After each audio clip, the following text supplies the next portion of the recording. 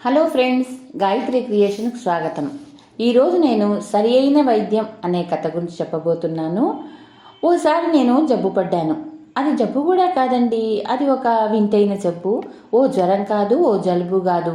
తినడమైతే బాగా తినేదాన్ని, అంతేకాదు నిశ్చింతగా నిద్ర కూడా పట్టేది. కానీ లేచి నిలబడితే కాళ్ళు చేతులు వణుకుతాయి, వెంటనే కూర్చుండిపోతాను.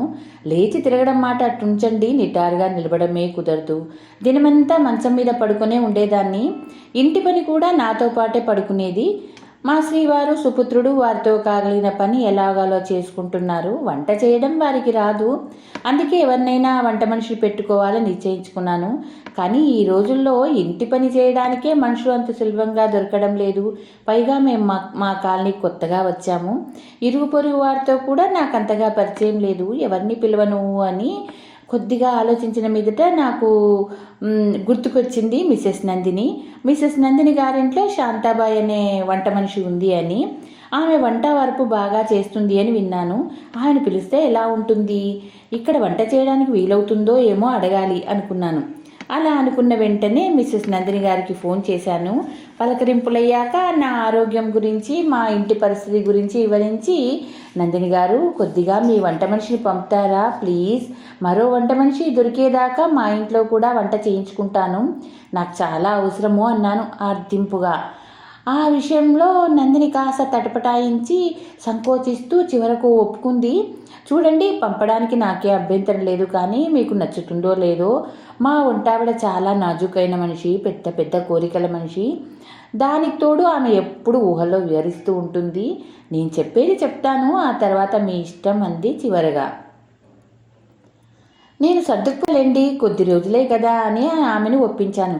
అయితే మీ ఇష్టం, పంపిస్తానులేండి, జీతం విషయం మాత్రం మీరే మాట్లాడుకోండి అంది.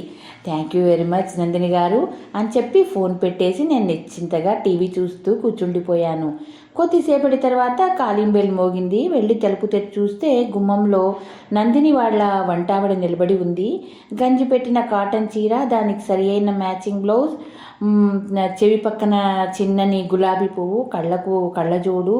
ఆమెను చూసి నేను అదిరిపోయాను. నీవు నందిని వాళ్ళ వంట మనిషి కదూ, శాంతవు కదూ అన్నాను. ఆమెను తదేకంగా చూస్తూ, మేడం నా పేరు శాంత కాదు, శాంతో, నేను అల్లాటప్ప నా వంట మనిషిని కాదు మేడం, ఫారిన్ రిటర్ను అంది గర్వంగా. ఫారిన్ రిటర్నా? ఆశ్చర్యంగా అడిగాను శాంతను చూస్తూ.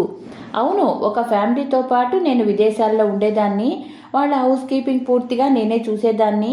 సుమారు 4 సంవత్సరాలు అక్కడే ఉన్నాను. ఈ మధ్య విదేశాల నుండి తిరిగి వచ్చేసాను. అక్కడ నన్ను అందరూ మిస్సెస్ శాంతో అని ముద్దుగా పిలిచేవారు అని చెప్పింది గర్వంగా. అవునా అన్నాను ఆశ్చర్యంగా ముఖం పెట్టి. దయచేయండి శాంత గారు అన్నాను కాస్త వెటకారంగానే. మిస్సెస్ శాంత లోపలికి ప్రవేశించింది. నడుచుకుంటూ వచ్చి సోఫాలో కుప్పలా కులపడిపోయింది. అబ్బా ఎంత ఉక్కగా ఉంది, కాస్త ఫ్యాన్ వేయండి అంటూ నన్ను పురమాయించింది. నేను వెంటనే స్విచ్ ఆన్ చేశాను. కాసిన్ని మంచినీళ్ళు తెప్పించి ఇవ్వండి. ఆమె మాట్లాడే మాటలకు ఆశ్చర్యపోవడం నా వంతయింది. సరే అంటూ నేను మంచినీళ్ళ గ్లాస్ ఆమె చేతికి ఇచ్చాను. మీ దగ్గర ఫ్రిడ్జ్ లేదా ఏమిటి, నేను కుండ నీళ్లు తాగను అన్నది. వెంటనే నేను మాకు ఫ్రిడ్జ్ నీళ్లు పడవు, అందుకే కుండ వాడతామన్నాను. పోన్లేండి, కలర్ టీవీ ఉందిగా, సంతోషమంది. నాకు మతిపోయినంత పనైంది. ఎందుకు అని అడిగాను. నాకు సీరియల్ చూసే అలవాటు ఉంది అందుకని అంది. తప్పకుండా చూడు, దాందేముందిలే అన్నాను. మీరు ఏటి పౌడర్ వాడతారు? మీకోసం ఏది కొనుక్కున్నా పర్వాలేదు, కానీ నా కోసం మాత్రం మన రైతు బజార్లో దొరికే అస్సాం స్పెషల్ టీ తెప్పించండి అంది. అది చాలా బాగుంటుంది అని నాకు సలహా ఇచ్చేసింది. మంచిది అన్నాను. మరో మాట మేడం, ఇప్పుడే చెప్పేయడం ఉత్తమం, తర్వాత ఎవరైనా అడ్డుపడితే నాకు మంచిగా అనిపించదు అంది కాస్త నన్ను గమనిస్తూ. ఏమిటది అన్నాను కొంచెం ఆశ్చర్యంగా. నాకు తియ్యని మీగడ టీ తాగడం అలవాటు, అలా తాగకపోతే నాకు ఎసిడిటీ పెరుగుతుంది అన్నది కాస్త దీర్ఘం తీస్తూ. మంచిది అన్నాను నేను కాస్త వెటకారంగా. మీరు మైసూర్ శాండల్ సబ్బే కదా వాడేది, వస్తూనే స్నానం చేస్తాను అన్నది ఆలోచిస్తూ. ఏమిటి, మీ ఇంట్లో బాత్రూమ్ లేదా అన్నాను కొంచెం ఆచరించి తేరుకుంటూ. నేను ఇక్కడ స్నానం చేయటం వల్ల మీకే ప్రయోజనం అన్నది ఏదో మాకు మంచి చేస్తున్నట్లు ముఖం పెట్టి. ఎలా అన్నాను నేను అదే ధోరణిలో. స్నానం చేసి శుచిగా శుభ్రంగా శాంతంగా వంట వండితే వంటకాలు భలే రుచిగా కుదురుతాయి, ఏమంటారు అంది నా వంక చూస్తూ. సరే, ఈ షరతు కూడా ఒప్పుకున్నాను. కారణం నా అనారోగ్యం. నేను అన్నం చాలా తక్కువగా తింటాను మేడం. పూటకు 2 రొట్టెలు కర్రీ పప్పుతో ఇంత అన్నం, స్వీట్ డిష్ కూడా చేయిస్తారనుకుంటా, అది కొంచెం తింటాను. ఆమె తన ప్రోగ్రాం మొత్తం చెప్పింది. అంటే నువ్వు ఇక్కడే స్నానం చేస్తావు, తింటావు, తాగుతావు, అంతా మా ఇంట్లోనేనా? నేను అడగకుండా ఉండలేకపోయాను. అవును మేడం అన్నది ఉత్సాహంగా. సరే అన్నాను నిరుత్సాహంగా. మాకు ఇష్టమైన వంటకాలు చేయగలదో లేదో అడుగుదామనుకునే లోపే ఆమె మళ్ళీ మొదలుపెట్టింది. 1-2 చీరలు ఎలాగో మీరు ఇవన్నీ ఇస్తారు, అలాగే దీపావళి బోనస్ కూడా ఇవ్వాలి అన్నది ఆనందంగా. ఇక నేనేమంటాను? బిత్తరపోయి ఆమెను చూస్తూ ఉండిపోయాను. తనే మళ్ళీ ఇంకో షరతు కూడా పెట్టింది. ఊరికి వెళ్ళడానికి సెలవులు ఇస్తారు కదా అన్నది కొంచెం సంకోచిస్తూ. నాకు ఒళ్ళు మండిపోయింది. కొంచెం గట్టిగానే అన్నాను. చూడు, నేను అనారోగ్యంతో ఉన్నాను, అందుకే వంట మనిషి అవసరమే నిన్ను పిలిపించింది. సెలవులు ఇవ్వడం, పర్మిషన్లు ఇవ్వడం కుదరదు అన్నాను నేను మొదటిసారిగా గట్టిగా మాట్లాడుతూ. నా మాట పూర్తి కాకుండానే తనే అన్నది. మీరేం ఆలోచించకండి మేడం, నా చేతి రెసిపీ తింటే మీ ఆరోగ్యం కుదురుతుంది అన్నది ధైర్యంగా.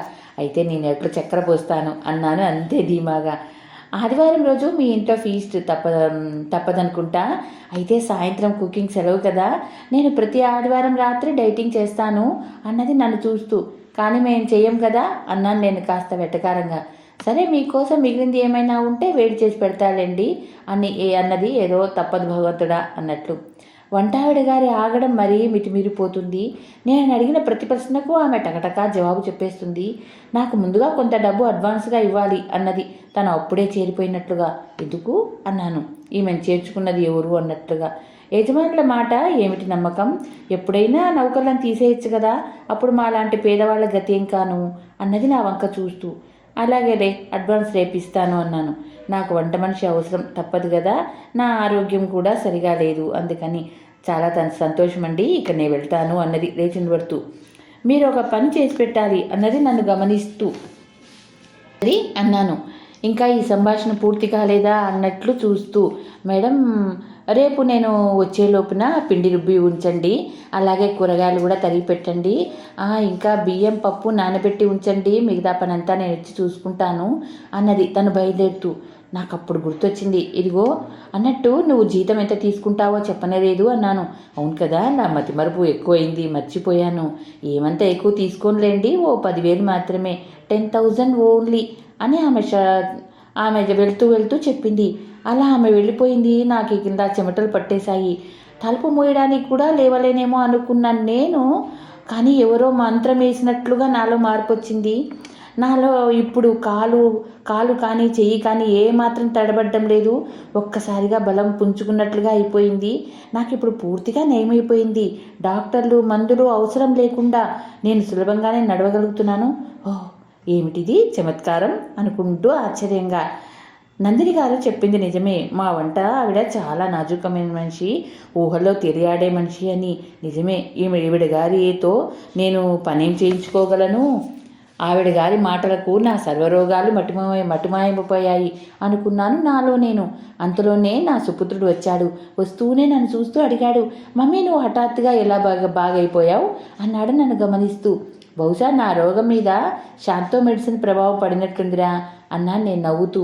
బలిదానివమ్మ, నీకు మందుల పరిభాష బాగా వంటబట్టినట్లు.